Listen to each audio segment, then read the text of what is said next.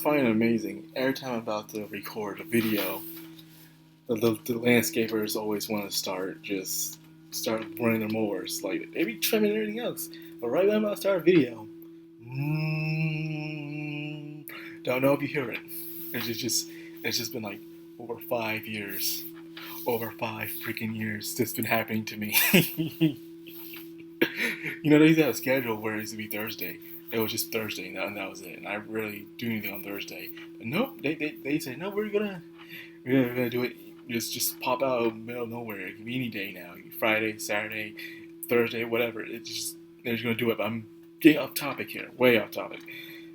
Talk about today's episode with Senya and his viewpoint. How he decided how he wanted to become human. And the more I'm thinking about it, the more it's a childish way of thinking. And I want to dive more into it, as seeing what happened in this episode. As Tama once told him that, it's really hard for strong people to avoid fighting. See, his entire thing is for him to stop fighting.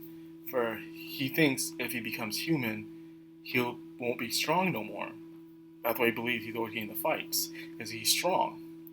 But what he doesn't understand is that there's different kinds of strength. It's just like one of the strongest characters from Hunter x Hunter, the green guy. He realized that there's different kinds of strengths out there, not just physical, but all kinds of strengths. And when you have a great strength, it will draw attention, no matter what that strength may be, whether it's through games, mathematics, economics, whatever it may be. It'll draw people into you because it's fascinating. So he thinks that to become human and not to be strong, that humans are weak. In his own twisted way, he's looking down on humans. Think about it for a second. Since he's a Katawara, he has an immense amount of strength. So because of that, he thinks he's always getting the battles. But then again, there are Katawara out there who never see fighting at all.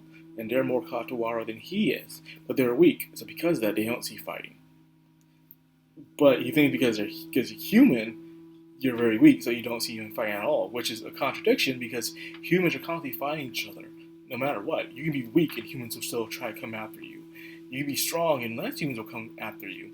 So it's just his only conclusion that he has and his tunnel vision, where he thinks this is all he can do in order to run away from the fighting, from his guilt, always causing trouble where he goes. But that is not the case. But he doesn't understand. And it's a way of thinking, but you think someone will snap out of it by now, becoming human. Yeah, he's doing the exact opposite of what Jinkan was trying to do from the first season, where Jinkan wanted to be all powerful at all costs, and he was one of getting himself into trouble most of the times, when you really think about it. Jinkan could live a peaceful life if he wanted to, but he wanted strength no matter what. So he was constantly getting himself into trouble, because that's where the situation he is in right now.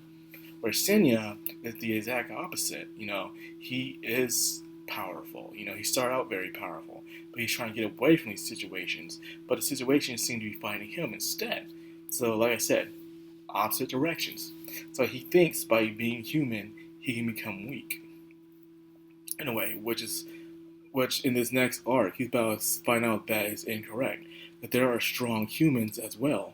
And strong humans go through the same problems that Katawara goes through.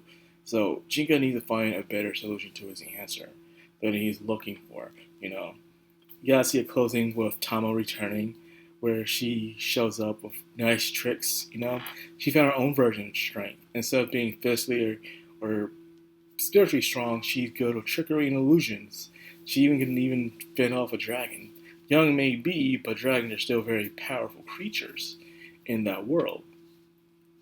I would say this is around the same time where kind of probably before the Inuyasha story, where there was war, famine, and plagues all over the place.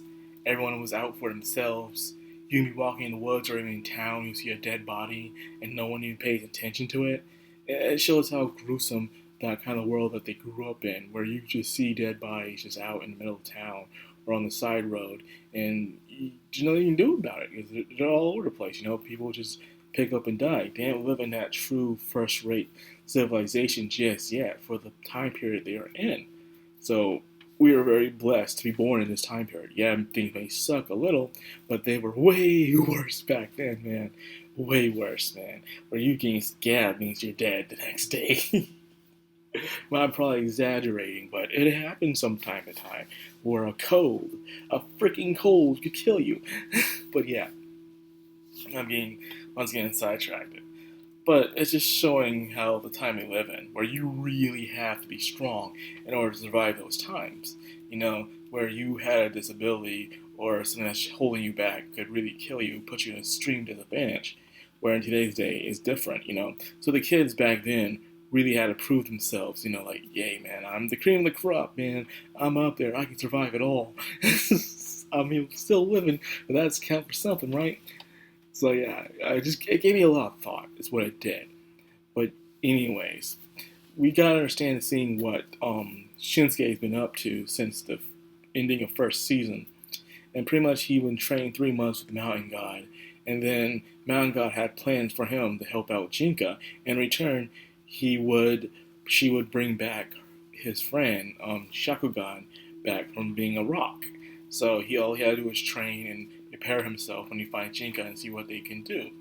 However, plans intervene where the Mountain Gods try to revive or wake up Senya and have Senya join them. But Senya, however, didn't agree, wanted to avenge his father, but instead he brought into a fight. So it showed what happened with Shinsuke. He has his kind heart with him, especially with children. So him defending him and them flying out the place away from the Mountain God, and now he's thinking like, hey, the deal is probably off, so he's just going to be traveling with Jinka and Senya instead, see what Senya wants to do. So now they may reach into this place, seems like it'd be a capital, whatever it may be, but this is where the problems truly start. It is where Senya sees things that no one else can. And just like in the first episode, someone was warning him that they're about to go berserk. And it happened again. And the question is why? And we find out the question. The answer to the question. See, I messed up all over the place today. And that is because it's the 5. If you watch season 1, which you probably did if you're watching this video, as Jinka and the tiger were fighting, they noticed a group of mysterious figures passing by in their fight. And no one knew who they were. They were just passing by. And no one else could see them, only when they're in a heightened emotion of fighting with spiritual power. And whoever they are causing other gods in Katuar to go berserk. And this thing that Senya just defeated, because they were pleading for death, because there probably were a good god, land god, but however, they went crazy for whatever these figures are doing. They're causing the flow of nature to go disrupt, and it's not good. Where they are is they're probably gathering something, looking for something. What it is, we don't know, but it's probably something not good. But I believe these are the true antagonists of the series. The question is who are they and what are they after? But that's a good mystery, hey? So, after defeating the person, Senya is in his feelings right now. He thought he could do whatever he can to avoid things, but it just can't happen. You have someone there who's begging for it all to stop and stuff, and only he can do it.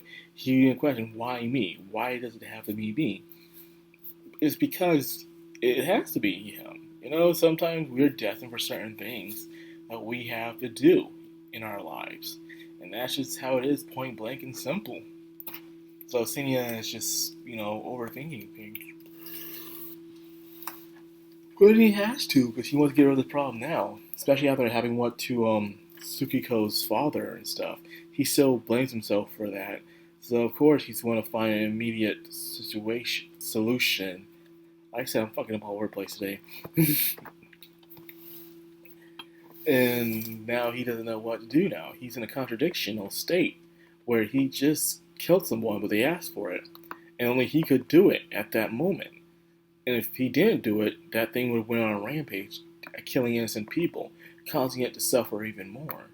So what can he do to find peace with himself?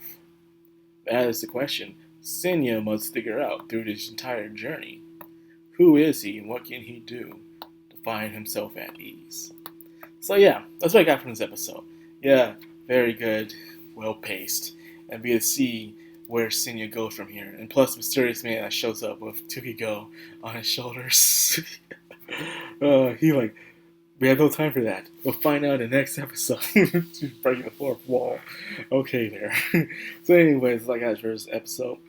I hope you guys enjoyed it. If you did, like, comment, subscribe, of course. Hit that bell icon. Inside the background, all anime. Signing out.